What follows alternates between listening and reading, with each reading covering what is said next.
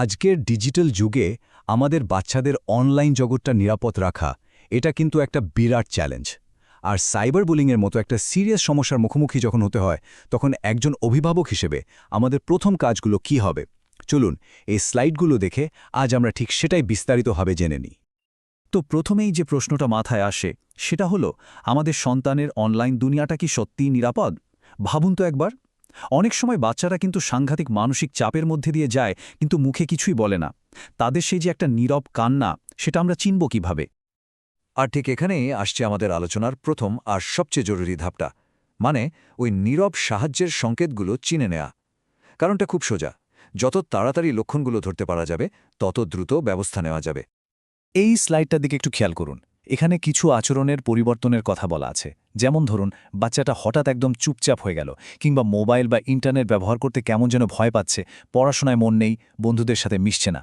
এগুলো দেখতে খুব সাধারণ মনে হতে পারে, তাই না? কিন্তু এগুলোই হতে পারে সাইবার বুলিংয়ের শিকার হওয়া একটা বাচ্চার সাহায্যের জন্য নীরব চিৎকার। এই লক্ষণগুলো কিন্তু একদমই হালকাভাবে নেওয়ার মতো না। আচ্ছা, লক্ষণগুলো তো চেনা গেল। এরপরে সবচেয়ে জরুরি কাজটা কি? প্রথম কাজই হল বাচ্চাটাকে ভরসা দেওয়া, তাকে আশ্বাস দেওয়া, কারণ ওই মুহূর্তে ওর সবচেয়ে বেশি দরকার একটা মানসিক আশ্রয়।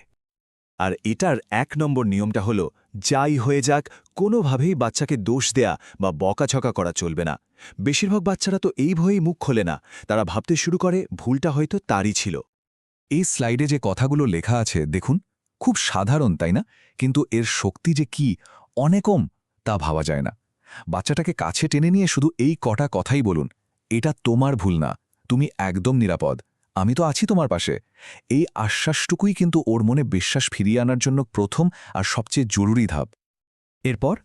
এরপর ওকে কথা বলতে দিন, একদম বাধা দেবেন না। খুব মন দিয়ে ওর পুরো কথাটা শুনুন। ও যতবার বলতে চায় ততবারই বলতে দিন। দেখবেন এতে করে ও পুরো ব্যাপারটা গুছিয়ে বলার সাহস পাবে, আর ওর ভেতরের ভয়, কষ্টগুলো অনেকটা কমে আসবে। তো মানসিক সাপোর্টের পর্বটা তো গেল, এবার কিন্তু কিছু সত্যিকারের পদক্ষেপ নেওয়ার পালা। চলুন পরের স্লাইডে দেখে নিই কীভাবে আমরা প্রমাণ জোগাড় করব আর এই ধরনের অ্যাট্যাক ঠেকাব। এখানে একটা খুবই জরুরি কথা, কোনো প্রমাণ মানে কোনো কিছুই ডিলিট করা যাবে না। ওই আপত্তিকর মেসেজের স্ক্রিনশট, চ্যাটের হিস্ট্রি, যে প্রোফাইল থেকে বুলিংটা হচ্ছে তার লিঙ্ক, এই সব কিছু যত্ন করে রেখে দিতে হবে। কেন? কারণ পরে যদি স্কুলে বা আইনের সাহায্য নিতে হয় তখন কিন্তু এগুলোই হবে আপনার সবচেয়ে বড় অস্ত্র। তাহলে সাথে সাথে বাঁচার উপায় কি? এই ৩টা সহজ স্টেপ মনে রাখলেই চলবে। চ্যাট বন্ধ, ইউজারকে ব্লক আর প্রোফাইলটাকে রিপোর্ট। ব্যাস, এটা বাচ্চাকে সাথে সাথেই ওই আক্রমণ থেকে বাঁচাবে, আর ওর মনে একটা জোর আসবে, জো নিজেও কিছু করতে পারে। এখনকার প্রায় সব বড় প্ল্যাটফর্মে, মানে ধরুন ফেসবুক, ইউটিউব, টিকটক, হোয়াটসঅ্যাপ, সবেতেই কিন্তু এই ব্লক আর রিপোর্ট করার অপশন আছে। আমাদের বাচ্চাদের এই ফিচারগুলো কিভাবে ব্যবহার করতে হয় সেটা শিখিয়ে দেওয়াটাও কিন্তু ডিজিটাল সেফটিরই একটা পার্ট।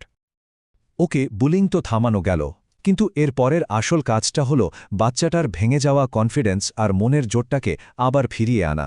চলুন দেখি কিভাবে আমরা ওর জন্য একটা মানসিক শক্তির দেয়াল তৈরি করে দিতে পারি। এই স্লাইডটা দেখুন, কি সুন্দর করে ব্যাপারটা বোঝানো হয়েছে। বাচ্চাটার সাথে রোজ একটু কোয়ালিটি টাইম কাটানো, ওর যে কাজটা করতে ভালো লাগে সেটাই উৎসাহ দেওয়া, ওর ছোট ছোট অ্যাচিভমেন্টগুলোর জন্য প্রশংসা করা, এই সব কিছু কিন্তু ওর আত্মবিশ্বাস ফেরাতে ম্যাজিকের মতো কাজ করে। আর হ্যাঁ, যদি মনে হয় দরকার আছে, তাহলে একজন কাউন্সিলর বা কোনো বিশেষজ্ঞের সাহায্য নিতে একদমই লজ্জা বা দ্বিধা করা উচিত না। আরেকটা কথা, যদি এই বুলিংয়ের ঘটনাটা স্কুলের কারো সাথে জড়িত থাকে তাহলে এক মুহূর্ত দেরি না করে স্কুল অথরিটির সাথে কথা বলতে হবে। স্কুলে একটা সেফ পরিবেশ তৈরি করা কিন্তু স্কুল আর অভিভাবক দুজনেরই দায়িত্ব। তো আমরা বর্তমান সমস্যাটা তো সামলালাম, কিন্তু এখানেই শেষ নয়। ভবিষ্যতের জন্য তো বাচ্চাকে তৈরি করতে হবে, তাই না? আর এর জন্য দরকার সঠিক শিক্ষা আর কিছু টুলস। বাচ্চাদের ইন্টারনেটের কিছু বেসিক নিয়ম শিখিয়ে দেওয়াটা মাস্ট।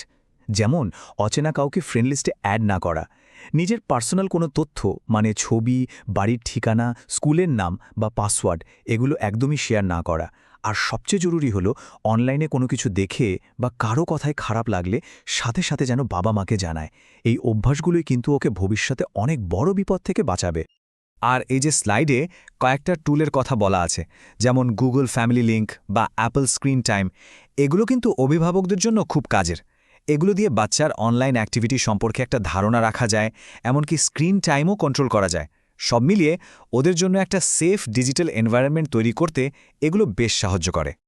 তো আজকের এই পুরো আলোচনাটার শেষে একটা প্রশ্ন রেখে যেতে চাই সবার জন্য। আমাদের বাচ্চাদের জন্য একটা নিরাপদ, একটা সহানুভূতিশীল ডিজিটাল দুনিয়া তৈরি করার দায়িত্বটা আসলে কার? এটা কি শুধু বাবা মায়ের, নাকি স্কুলের, নাকি আমাদের সবার, মানে পুরো সমাজের?